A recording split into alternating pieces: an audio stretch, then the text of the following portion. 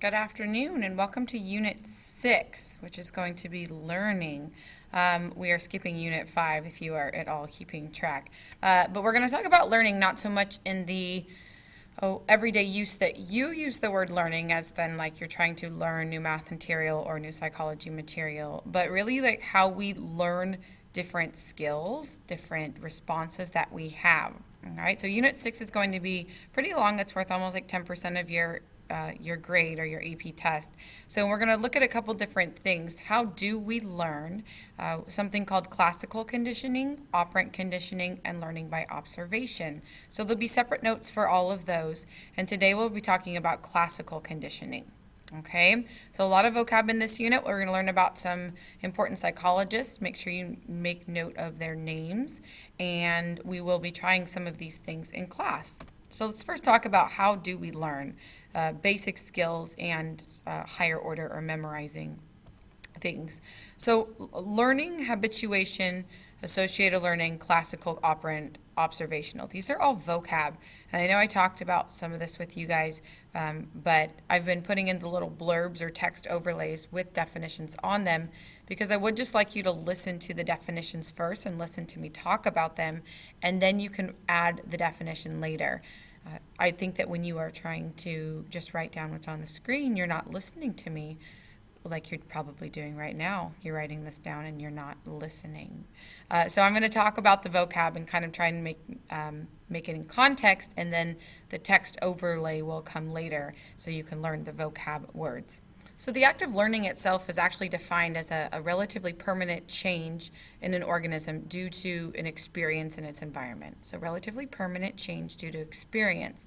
Now there's different ways that organisms can learn. So when we're talking about learning, we're not just talking about like me and you or humans learning, also talking about animals and how they learn certain skills or behaviors. We talk about dogs a lot with Pavlov and how he trained them to salivate. So when I want you to really dissociate that word learning from humans. All right, so there's different ways we can learn. Habituation is when there's a repeated stimulus and you get used to it. So you start to have less of a response because you're used to something happening. So for instance, the first time you hear like the people running across our roof really loud in the room, it might disturb you, but after a while you might not even notice it because you become used to it. So that's habituation. And then there's something called associative learning, where you learn to associate to things, and that can be done with classical conditioning, operant, or observational. But a good example of like associative learning is that you might not be able to, if I asked you to think of your favorite CD right now or your favorite album, you might not be able to list all the songs on it right now, but at the end of like the first song, you automatically know what song is coming next. You start to link two things together. Like when I hear this song, this will be the next song. Or if you have a favorite playlist, sometimes you can go through that, and at the end of a song, you know another song is coming after that. You're used to it. All right, so that's associative learning. When you take two things and you start to connect them because of stimulus, things that you're taking in your environment. So here's how classical conditioning works. That's the one we're going to focus on today. So classical. I want you to think classical, meaning like basic or very, it's not that it's not complicated, but it's more basic than operant learning. Okay, so here's classical conditioning.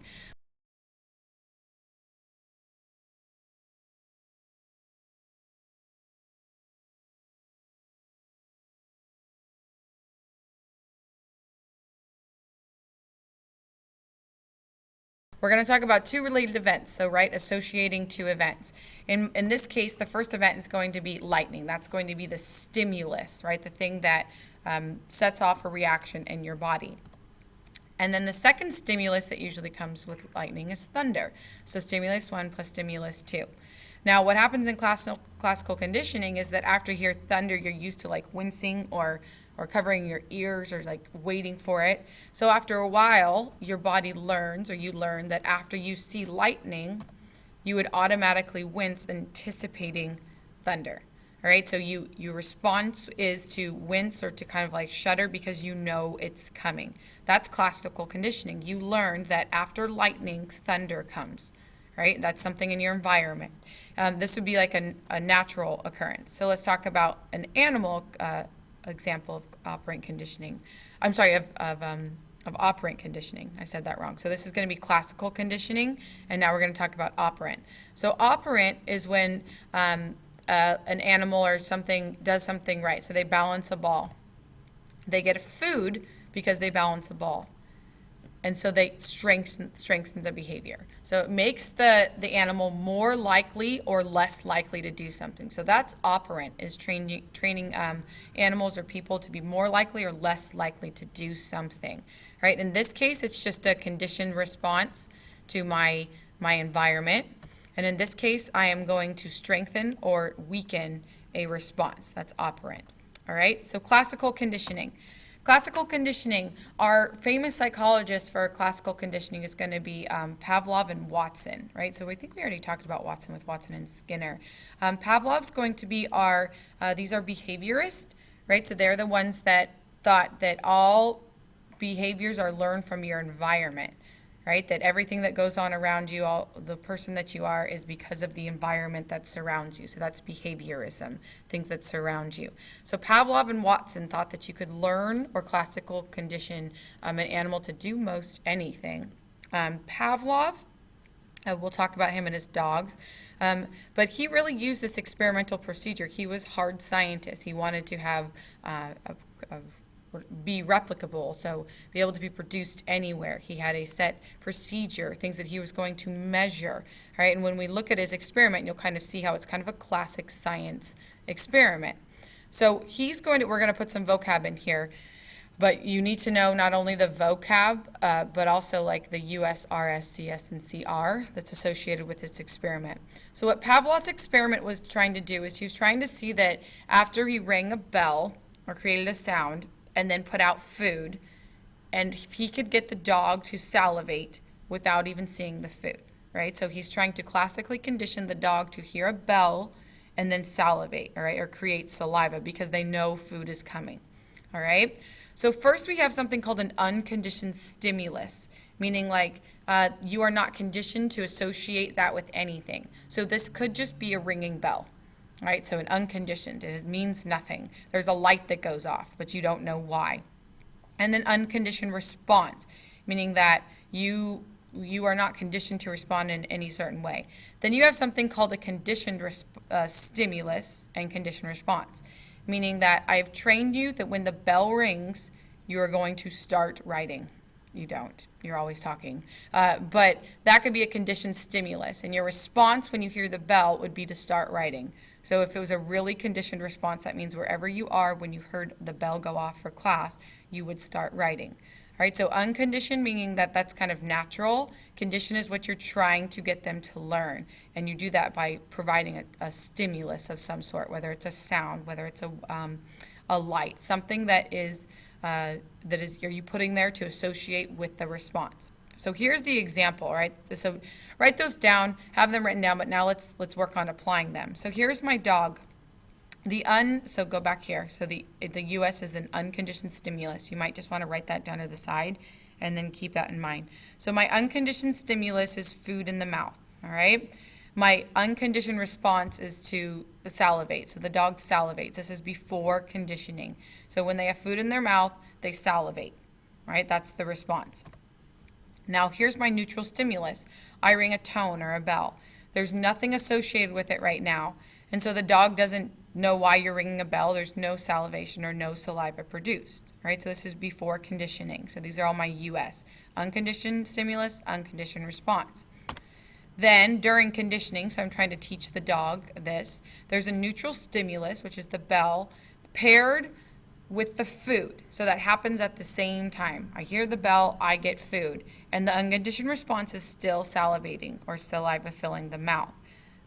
But after that happens a certain amount of time, so it's repeated with a neutral stimulus until the dog starts to associate every time I ring a bell, there's a physical response with the salivation. So now this this neutral stimulus is now a conditioned stimulus. Before it meant nothing. After conditioning, it means something. It means that there's food coming, and so the dog automatically starts salivating or when I say drooling. If you can't, so salivating means drooling. Starts drooling because they've conditioned the tone to equal food.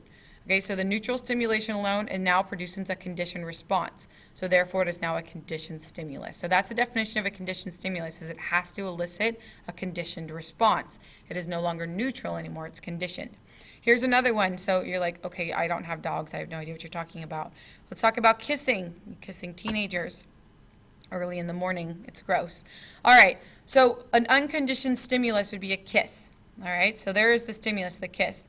The unconditioned response might mean that you're romantically aroused. You feel in love. All right, so those are not conditioned. That's just unconditioned stimulus is kiss. Unconditioned response is you feel like you're in love. Now let's add in an onion. So CS, this is our conditioned stimulus. We still have the kiss, and we still have our romantic arousal. But here's my conditioned stimulus is my onion breath. Maybe your boyfriend or girlfriend loves onions, but you love them so much you just still like to kiss them. All right, but now every time you smell onion breath, you feel in love. Right, that's now a conditioned response because you didn't even need the kiss to feel that way. So every time you smell onion breath, you feel romantically aroused.